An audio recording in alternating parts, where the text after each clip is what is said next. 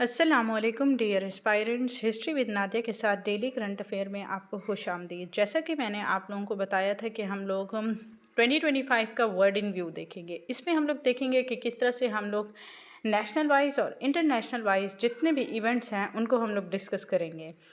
Day wise मैं current affair तैयार करवाती हूँ। देखें, अप्रैल की 20 तक हम लोग मेजर इवेंट्स जो भी नेशनल और इंटरनेशनल वाइज हो चुके हैं वो हम लोग ऑलरेडी कवर कर चुके हैं।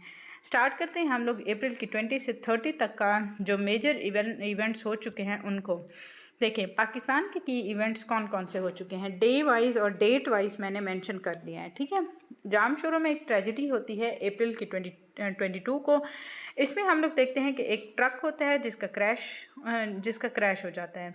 इसमें 13 लोग मारे जाते हैं और 20 इंजर्ड होते हैं। उसके बाद हम लोग देखते हैं कि 23 अप्रैल को मस्तूम के पोलियो एस्कॉर्ट के ऊपर अटैक होता है। इसमें जो पोलियो की टीम के 2 गार्ड्स होते हैं ना, वो मारे जाते हैं। उसके बाद हम लोग देखते हैं कि अप्रैल के 27 को नॉर्थ वजीरिस्तान में क्लैशेस राइज होते हैं। इसमें हम लोग देखते हैं कि 54 मिलिटेंट्स जो होते हैं ना, वो आर्म फोर्सेस की तरफ से मारे जाते हैं।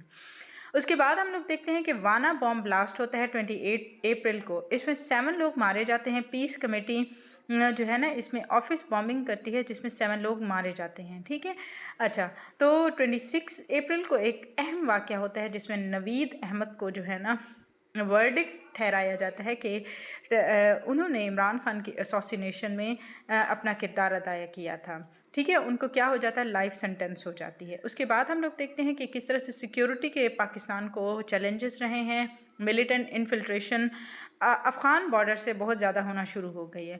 जुडिशियल डेवलपमेंट्स होती है, इसमें हाई प्रोफाइल कन्विक्शंस हम लोग देखते हैं। अथॉरिटी जो स्टेट की है ना, उसको किस तरह से हम लोग री इन्फोर्स होता हुआ देखते हैं। ठीक है, क्योंकि ये सारा कुछ क्यों हो रहा है, क्योंकि अफ़गान बॉर्डर की तरफ से मुसलसल मिलिटेंट इन्फिल्ट्रेशन हो रही है। ठीक है, उसके बाद हम लोग ये भी देखते हैं कि किस तरह से पोलियो प्रोग्राम को कॉन्टीन्यूसली थ्रेट किया जा रहा है। ठीक है, इसमें वैक्सीनेशन वर्कर्स के ऊपर अटैक होता है, उसको किस तरह से फिर डिफरेंट स्ट्रेटजीज़ के ऊपर रीन्यू किया जाएगा कि किस तरह से पोलियो टीम को या पोलियो का जो भी प्रोग्राम है ना, उसको हम लोग सेफ बना सकते हैं। ठीक है, डिफेंसिव बना सकते हैं, यानी वो उस इलाके से पोलियो को भी ख़त्म कर दे और जो उससे रिलेटेड सिक्योरिटी के थ्रेट्स हैं ना, उसको भी ख़त्म कर सके।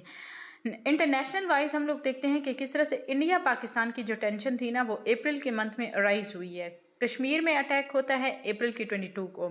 26 लोग मारे जाते हैं। इंडिया ब्लेम करता है कि किस तरह से पाकिस्तान इस अटैक में इन्वॉल्व है। ठीक है, पहलगाम अटैक से रिलेटेड शॉर्ट्स भी मैं बनाती रही हूँ और इससे रिलेटेड मैं वीडियो भी बना चुकी हूँ, तो काइंडली आप लोग वो वीडियो भी देख सकते हैं कि किस तरह से मैंने पहलगाम अटैक जो 22 अप्रैल को हुआ था उसको मैंने कवर किया है। तो याद रखिएगा, जब 22 अप्रैल को ये वाक़या होता है तो पाकिस्तान भी इसका रिस्पॉन्ड अप्रैल की 24 को देता है। वो कहता है कि मैं इस फास्ट फ्लैग ऑपरेशन में बिल्कुल इन्वॉल्व नहीं हूँ। मिलिटेंट बॉर्डर क्लैशेस राइज होना शुरू होते हैं। कब होते हैं, अप्रैल की 27 को। क्रॉस बॉर्डर एक्टिविटी इंटेंसीफाई कर जाती है। कब इंटेंसीफाई कर जाती है, अप्रैल की 27 को।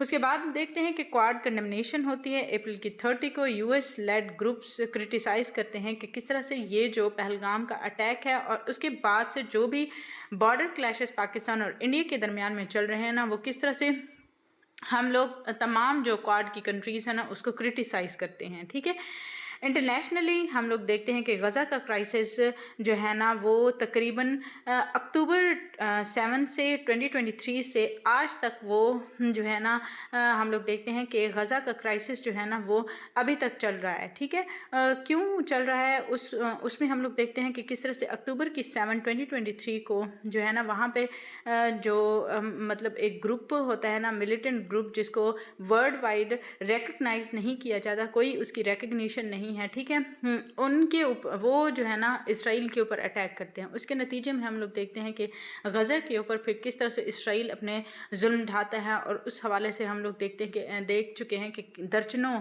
उसमें बच्चे मारे गए हैं, बूढ़े, और गज़ा को मलियामेट कर दिया गया है। ठीक है, यूएन के जो सेक्रेटरी जनरल एंटोनियो गुटेरेस है ना, वो भी बार बार यही कहते हैं कि गज़ा को जो है ना ओपन एयर जेल बना दिया गया है और वो कम्प्लीटली जो है ना डिस्ट्रॉय हो चुका है, अब सफ़ा हस्ती से मिट चुका है। ठीक है, उसको इतना टारगेट किया गया, उसको मलबे का ढेर बना दिया गया है इसराइल की जानिब से। और इसकी इंटरनेशनल सपोर्ट किसकी जानिब से है? अमेरिका की जानिब से है, वेस्ट की जानिब से है। ठीक है, वो वेस्ट जो है ना फुली सपोर्ट कर रहा है इसराइल को कि वो निहत्ते लोगों के ऊपर जुल्म ढाए। ठीक है, उसके बाद हम लोग देखते हैं कि इंटरनेशनली गज़ा क्राइसिस जो है ना वो अब तक चल रहा है। इसमें डेथ टोल जो है ना अप्रैल की 25 को कितना हो जाता है, 2000 लोग एक ही उसमें मारे जाते हैं। सीज़ फायर जो है ना वो कोलैप्स कर जाता है।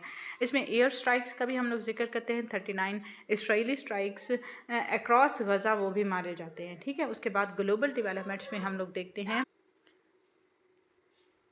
इसमें हम लोग ग्लोबल डेवलपमेंट्स में देखते हैं कि यमन स्ट्राइक्स करता है। इसी के नतीजे में जब गज़ा क्राइसिस का डेथ टोल जो है ना वो 2000 तक जा पहुंचता है अप्रैल की 25 को, तो यमन में स्ट्राइक्स होती हैं। अप्रैल की 30 को UKRAF हिट करता है हुथीज़ के ड्रोन साइट्स को। ठीक है, जिसमें हुथीज़ के ऊपर अटैक किया जाता है, यमन के ऊपर अटैक किया जाता है। यमन हुथीज़ का एक मिलिटेंट ग्रुप है जिसको ईरान सपोर्ट करता है, यानी ये ईरान का प्रॉक्सी ग्रुप है हुथीज़। सोमालिया में अप्रैल की 30 को क्या होता है, पुंतलैंड और सोमालीलैंड जो है ना कंडक्ट करते हैं कि प्रिजनर स्वैप होगा, जो उनके दरमियान में सोमालिया और मतलब इनके दरमियान में जो कॉन्फ्लिक्ट, सोमालिया का कॉन्फ्लिक्ट चल रहा है ना, वो कहते हैं कि हम लोग इसमें प्रिजनर स्वैप डील करेंगे, जिसके नतीजे में कुछ प्रिजनर्स हम लोग आज़ाद करेंगे, कुछ आप लोग करें। इस तरह से ना एक प्रिजनर स्वैप डील की जाती है। ठीक है, ये हम लोग देखते हैं कि गज़ा और इसराइल के क्राइसिस में भी बार बार प्रिजनर स्वैप डील्स होती रही हैं। तो इसमें हम लोग देखते हैं कि इसकी समरी क्या है। पाकिस्तान में सिक्योरिटी के ऑपरेशंस हो रहे हैं, नेशनल हेडलाइंस चल रही हैं कि किस तरह से पाकिस्तान को बॉर्डर क्लैशेस का सामना है। क्यों?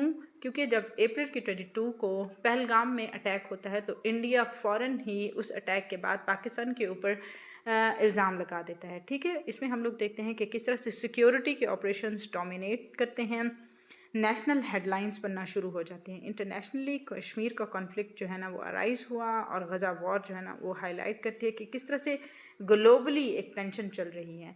इसमें आउटलुक ये है कि रीजनल इंस्टेबिलिटी जो है ना वो डिमांड करती है कि किस तरह से डिप्लोमेटिक और ह्यूमैनिटेरियन फोकस जो है ना वो इन तमाम क्राइसिस के ऊपर होना चाहिए। ठीक है, उसके बाद हम लोग देखते हैं कि किस तरह से मैंने 2025 का वर्ड इन व्यू डिस्कस किया है। थैंक यू सो मच, अल्लाह हाफिज़। अगर आप लोग मोर अपडेट्स जानना चाहते हैं तो हिस्ट्री विद नादिया के साथ कनेक्टेड रहें, ताकि आप लोगों को तमाम अपडेट्स जल्दी से और बर वक्त पहुँच सकें।